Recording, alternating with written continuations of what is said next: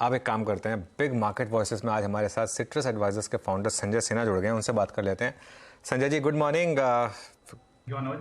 बताइए क्या व्यू है इस समय मार्केट को लेकर? क्या आपको लग रहा है कि अब एक वन वे रैली के बाद थोड़ा टाइम आ गया प्रॉफिट बुकिंग का, या इस करेक्शन में, करेक्शन प्राइस वाइज बहुत ज़्यादा नहीं रही है, टाइम वाइज रही है, इसमें एंट्री लें वापस?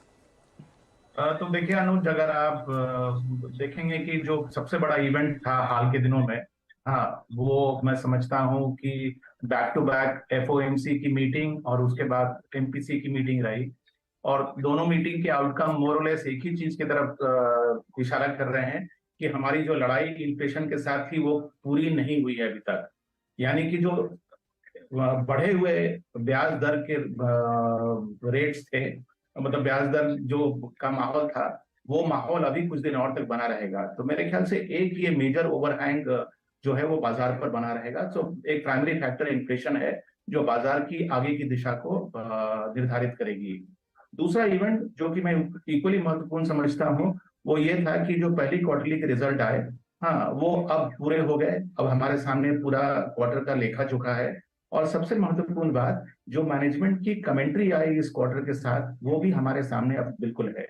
तो अगर आप एग्रीगेट नंबर पे देखेंगे तो पहली क्वार्टर के रिजल्ट बहुत अच्छे हैं, इसलिए क्योंकि करीब करीब 40-45 हजार करोड़ का प्रॉफिट का जो डेल्टा पिछले साल पहला क्वार्टर के बदले में इस साल पहले क्वार्टर का है, वो सिर्फ ऑयल मार्केटिंग कंपनी से आया है। पिछले साल पहली क्वार्टर में अधिकांश ऑयल मार्केटिंग कंपनीज ने लॉसेस रजिस्टर किए थे और एक ही कंपनी ने कोई हल्का सा प्रॉफिट दिया था। उसके कंपैरिजन में इस साल उन्होंने बहुत अच्छा प्रॉफिट दिया है और इसके कारण करीब 40-45 हजार करोड़ का डिफरेंस आया है एग्रीगेट नेट प्रॉफिट पे। लेकिन अगर आप इसको सेक्टर वाइज देखेंगे तो रिजल्ट्स मिक्स्ड हैं।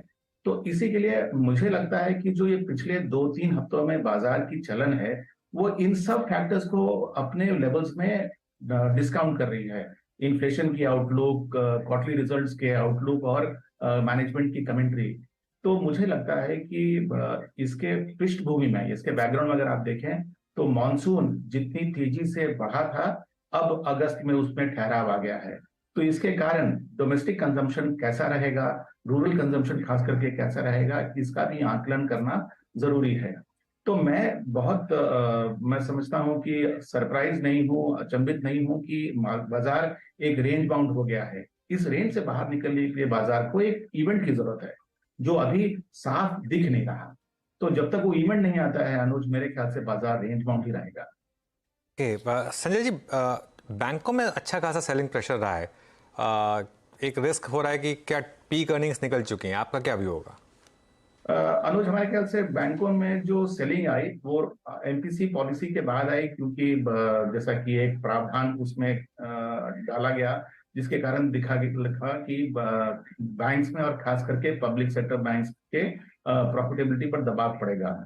लेकिन अगर आप स्ट्रक्चरल रूप पे देखें तो अगर इंटरेस्ट रेट्स कुछ और समय तक एलिवेटेड रहेंगे तो बैंक्स की नेट इंटरेस्ट मार्जिन में गिरावट होने की संभावना कम है। इन द सेंस की इंक्रीमेंटल जो लेंडिंग कर रहे हैं वो अभी भी वो ज्यादा रेट पे करेंगे।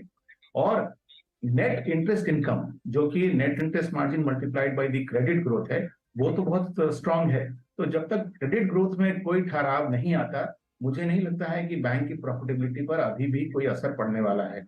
तो मुझे लगता है कि जैसा इस तिमाही में रिजल्ट बैंकिंग सेक्टर ने सरप्राइज किया है, अगले क्वार्टर में भी बैंकिंग सेक्टर के रिजल्ट्स अच्छे ही होंगे। अच्छा संजय जी, कुछ स्पेस जिन्होंने बहुत अच्छा पैसा बना के दिया, जैसे डिफेंस, जैसे रेलवे स्टॉक्स, IVRCL को देखिए, RVNL माफ कीजिएगा, IRFC बहुत स्ट्रांग मूव। उसके बाद थोड़ा सा अगर आप देखिए तो अब न्यूज़ फ्लो की सरकार OFS के जरिए अपना यहाँ पे स्टेक ऑफलोड करेगी। क्या रेलवे स्टॉक्स में थोड़े से प्रॉफिट्स को कैश में कन्वर्ट करना चाहिए या फिर थोड़े से ज़्यादा सब्सटेंशियल प्रॉफिट्स को बुक करना चाहिए रेलवे स्टॉक्स में?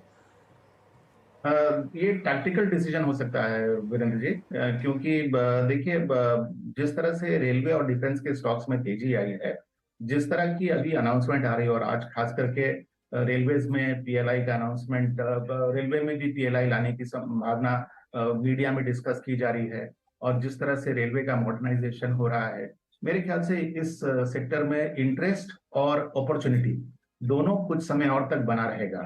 लेकिन साथ ही साथ मैं ये भी आगाह कर दूं कि ये दोनों सेक्टर जो हैं इनके ऊपर एक पॉलिटिकल रिस्क भी है, क्योंकि अब हम कुछ महीनों में 2024 की इलेक्शंस की तैयारी करेंगे और जिस तरह की अटकलें बनेंगी उस पर भी काफी हद तक इन दोनों सेक्टर्स के स्टॉक का आउटलुक बना रहेगा, क्योंकि लोग हो सकता है ये मानकर चलें कि अगर सरकार पूरी बहुमत नहीं लेके आएगी या उसके जीतने की संभावना पर अगर मान लीजिए कि कुछ डाउट्स पैदा होंगे, जो कि नेचुरल है कि इलेक्शन के पहले होंगे, तो उस समय इन स्टॉक्स पर हमको लगता है कि थोड़ा दबाव बनेगा कि लोगों को ये लगेगा कि जो कंटिन्यूटी है पॉलिसी की ऑर्डर्स अवॉर्ड करने के लिए उसमें कुछ डिसरप्शन हो सकता है अगर सरकार बदले।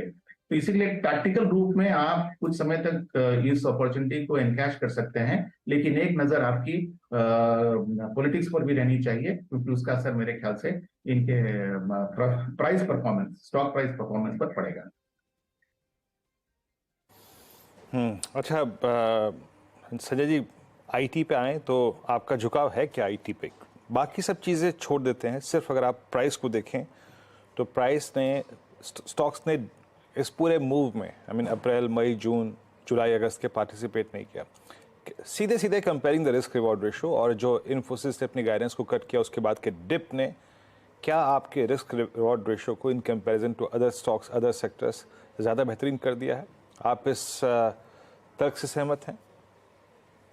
विरेंद्र जी, मैं समझता हूं कि आज आईटी अभी ऐसा सेक्टर नहीं बना जिसमें कि आप बहुत जोर से खरीदारी कर सकते हैं या कूद के इसमें प्रवेश कर सकते हैं। लेकिन साथ ही साथ मैं ये भी मानता हूं कि ये सेक्टर ऐसा नहीं है जो आपको अपने पोर्टफोलियो से बिल्कुल खाली कर देना चाहिए। मेरा अपना विचार है कि Q1 में जो डिसअपॉइंटमेंट हुआ आईटी सेक्टर से, वो इस बात से नहीं हुआ कि उनके रिजल्ट खराब थे। हमारे ख्याल से इस बात से ज्यादा हुआ कि एक्सपेक्टेशन हमारी बहुत ज्यादा थी।